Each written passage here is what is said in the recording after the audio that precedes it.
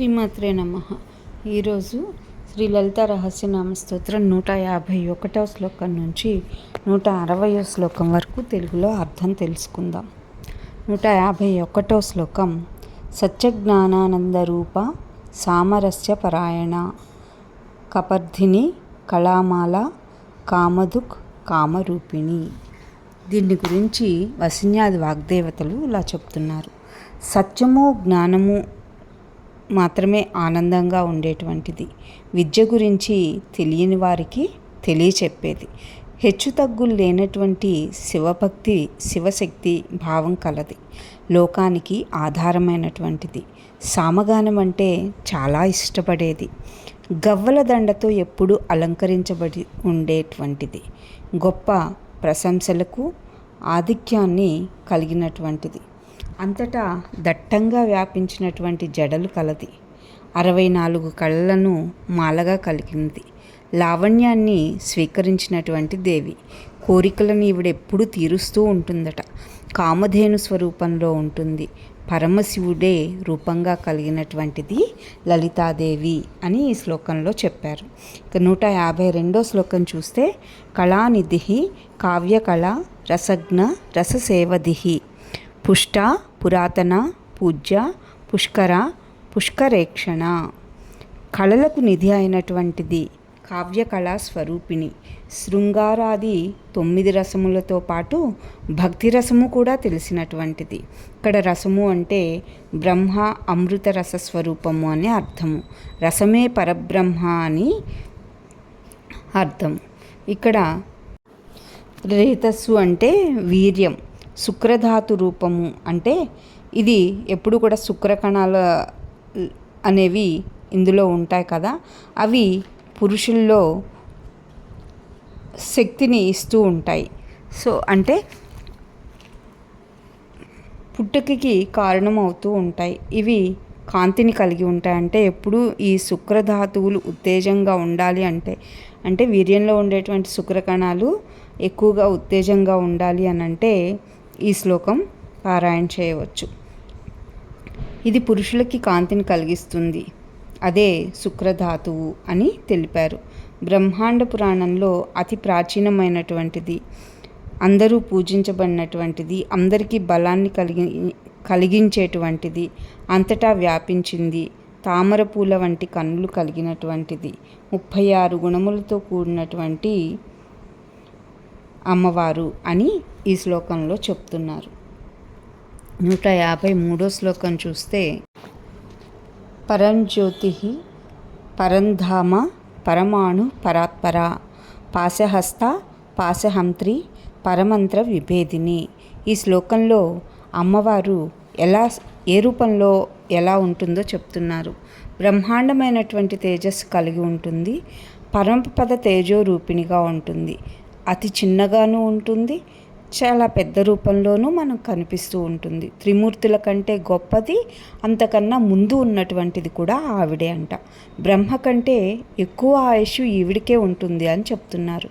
ఈవిడ ఎడమ చేతిలో ఎప్పుడూ పాశమనే ఆయుధం ఉంటుందట. ఇది బంధాలను తొలగిస్తూ ఉంటుంది. శత్రురాజు శక్తులను నిర్వీర్యం చేస్తూ ఉంటుంది. శత్రువులు ప్రయోగించినటువంటి శస్త్రాస్త్రములను ఛేదిస్తూ ఉంటుంది. ఈ శ్లోకం పారాయణం చేయటం వల్ల మనకి ఉండేటువంటి శత్రు బాధలు అనేవి తొలగిపోతాయి అనేది మనం తెలుసుకోవచ్చు. తర్వాత 154వ శ్లోకం. మూర్తామూర్త నిత్యతృప్త ముని మానస హంసిక సత్యవ్రత సత్యరూప సర్వాంతర్యామిని సతి. ముక్తి స్వరూపము ఆవిడదే, రూపం లేనిది ఆవిడదే. ఎప్పుడూ తృప్తితో ఉంటూ ఉంటారు ఆవిడ. ఎప్పుడో ఒకసారి పూజ చేసినా ఆవిడ సంతోషిస్తున్నారట. మునుల మనస్సు అనే మానస సరోవరంలో ఆడహంసలాగా ఆవిడెప్పుడు తిరుగుతూ ఉంటారట. అంటే ఇక్కడ ఏం చెప్తున్నారంటే మనం జపం చేయడం వల్ల అమ్మవారు ఎప్పుడూ మనతోనే ఉంటారు అనే దాని గురించి చెప్తున్నారు. ఈ పరబ్రహ్మమే ఇష్టమైనటువంటి వ్రతంగా కలిగింది అమ్మవారు. ఈవిడ నిజరూపం కలిగి ఉంటుంది. జీవులు సృష్టి అంతా వ్యాపించి ఈవిడ ఉంటుంది. సతీదేవి అయినటువంటి లలితాదేవి కూడా ఈవిడే అని ఈ శ్లోకంలో చెప్తున్నారు. ఇక 155వ శ్లోకం చూస్తే బ్రహ్మణి బ్రహ్మజనని బహురూప బుధార్చిత ప్రసవిత్రి ప్రచండాగ్న ప్రతిష్ట ప్రకటాకృతి. బ్రహ్మము ఆనందమయ కోశము అంటే బ్రహ్మము ఆనందమయ కోశము పుచ్చంగా కలిగినటువంటిది అమ్మవారు. జ్ఞాన స్వరూపురాలుగా ఉంటుంది. సర్వ జగత్తుకి అమ్మ అనేక రూపాల్లో ఉంటుంది. జ్ఞానుల చేత ఈవిడ ఎప్పుడూ పూజించబడుతూనే ఉంటుందట. సమస్తాన్ని పుట్టించేది. ఎక్కువ కోపం కలిగినటువంటి దూతల్ని కలిగినటువంటిది అమ్మవారు. రుద్రుని ఆజ్ఞా స్వరూపురాలుగా ఉంటుంది. ఆమె చేత అందరికీ ముక్తి కలుగుతూ ఉంటుంది. సృష్టికి ఈవిడే ఆధారం. అందరికీ తెలుస్తున్న ఆకారం కలిగినటువంటిది. శ్రీచక్ర ప్రథమ ఆవరణలో యోగిని స్వరూపురాలు, రహస్య స్వరూపురాలు అని ఈ శ్లోకంలో వివరిస్తున్నారు. 156వ శ్లోకం. ప్రాణేశ్వరి ప్రాణధాత్రి పంచాశత్పీఠ రూపిణి విశృంఖల వివిక్తస్థ వీరమాత వియత్ప్రసూహు. ఇందులో మనకి సకల జీవులకి ఆధారమైనటువంటిది, ప్రాణం పోసేది, 51 పీఠముల స్వరూపంగా ఉండేటువంటిది, కర్మబంధాలు అడ్డులేనటువంటిది, దిగంబర స్వరూపురాలుగా కూడా ఆవిడ ఉంటుంది. పవిత్ర ప్రదేశంలో ఎప్పుడూ ఆవిడ ఉంటారు. యుద్ధవీరులకి ఈవిడ అమ్మగా ఉంటారు. ఆవిడ మద్యపాన పాత్రని చేతిలో ఉంచుకుంటూ ఉంటారు. వీరుడ అనే పేరు కలిగినటువంటి గణపతికి అమ్మవారు లలితాదేవి. ఆకాశంనే ప్రసవించినటువంటి తల్లి అని ఈ శ్లోకంలో చెప్తున్నారు. 157వ శ్లోకం. ముకుంద ముక్తి నిలయ మూల విగ్రహ రూపిణి భావజ్ఞ భవరోగగ్ని భవచక్ర ప్రవర్తిని. మోక్షాన్ని ఇచ్చేది. సామీప్య సాలోక్య సారూప్య సాయుజ్య కైవల్యం అనేటువంటి ముక్తులను ఈవిడ కలిగిస్తుంది, ఇస్తుంది. వీటికి ఆవాసంగా కూడా ఈవిడే ఉంటారు అంట. ఇలా బాల బగళ వంటి శక్తులకి మూలమైనటువంటి రాజరాజేశ్వరి స్వరూపం అమ్మవారు అని చెప్తున్నారు. ఈవిడికి అన్నీ తెలుసు. సంసారము అనే రోగాన్ని పోగొడతారు. సంసార సముదాయంను ప్రవర్తింపచేసేది ఆవిడే. అంటే అనాహత చక్రాన్ని ఈవిడ ఉత్తేజపరుస్తుంది అని చెప్తున్నారు. ఇది ఈ శ్లోకానికి అర్థం. 158వ శ్లోకం. ఛందస్సార శాస్త్రసార మంత్రసార తలోదరి ఉదారకీర్తి రుద్ధామ వైభవ వర్ణరూపిణి. వేదముల్లో సారభూతమైనటువంటి అమ్మవారు. గాయత్రి ఛందస్సులో సారం ఈవిడదే. పంచదశి స్వరూపిణి ఈవిడే. ఇచ్ఛాశక్తి ఈవిడే. శాస్త్రాల్లో వేదాల్లో బలమైనగా చెప్పబడింది ఈవిడే. తాంత్రిక మంత్రములతో నిర్ణయించబడిన రూపం కలిగినది ఈవిడే. అలాగే ఈమె బాగా చిక్కిపోయిన పొట్టని కలిగి ఉంటుంది. అతలలోకమే పొట్టగా కలిగినటువంటిది. గొప్ప కీర్తిని కలిగినటువంటిది. దేవతల కీర్తి కంటే కూడా ఎక్కువ కీర్తిని ఈవిడ ఇస్తూ ఉంటుందట ఈవిడ ఉపాసకులకి. అంతటా వ్యాపించినటువంటి అమృత సరస్సు వంటి కీర్తి కలిగినటువంటిది. హద్దులు లేని వైభవం కలది. అక్షర రూపిణి.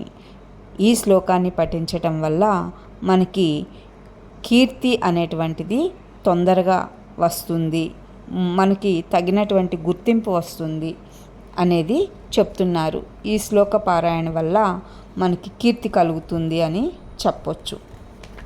తర్వాత 159వ శ్లోకాన్ని చూస్తే. జన్మ మృత్యు జరా తప్త జన విశ్రాంతిదాయిని సర్వోపనిష దుష్టుష్ట సాంత్యతీత కళాత్మిక. చావు నుంచి, పుట్టుక నుంచి, ముసలితనం నుంచి జీవికి విశ్రాంతి ఇచ్చేది. అంటే ఈవిడ మనకి మోక్షం ఇస్తుంది అని అర్థం. సకల ఉపనిషత్తుల యందు రహస్యాతి రహస్యంగా బోధించబడినటువంటి శక్తి స్వరూపురాలు అమ్మవారు. ఆకాశంలోని కళలకు శాంత్యతీత కళ అని పేరు. ఆ స్వరూపం కలిగినటువంటిది అమ్మ అని ఈ శ్లోకానికి అర్థం. 160వ శ్లోకం చూస్తే. గంభీర గగనాంతస్థ గర్విత గానలోలుప కల్పనారహిత కాష్ట కాంత కాంతార్థ విగ్రహ. ఇక్కడ అమ్మవారు గంభీరంగా ఉంటుంది, గర్వించదగినదిగా ఉంటుంది, పంచమహాభూత బీజ స్వరూపురాలుగా ఉంటుంది. ఈవిడికి గానం అంటే చాలా ఇష్టమట. కాలభాగాది స్వరూపంగా ఉంటుంది. అంటే 18 రెప్పపాటు కాలానికి కాష్ట అని పేరుంటుంది. అది స్వరూపంగా కలిగినటువంటిది అమ్మవారు. ఈవిడ మ్రాణి పసుపు స్వరూపురాలుగా ఉంటుంది. మ్రాణి పసుపు అంటే అదో రకమైన పచారీ షాపుల్లో దొరుకుతుంది కదా, అదన్నమాట. కాలభాగాది స్వరూపురాలు, పాపాన్ని దుఃఖాన్ని నాశనం చేస్తూ ఉంటుంది. పరమశివుని సగభాగమే శరీరంగా కలిగినటువంటిది లలితాదేవి అని ఈ శ్లోకానికి అర్థం. నమస్తే. మిగిలిన శ్లోకాలు మళ్ళీ నేర్చుకుందాం.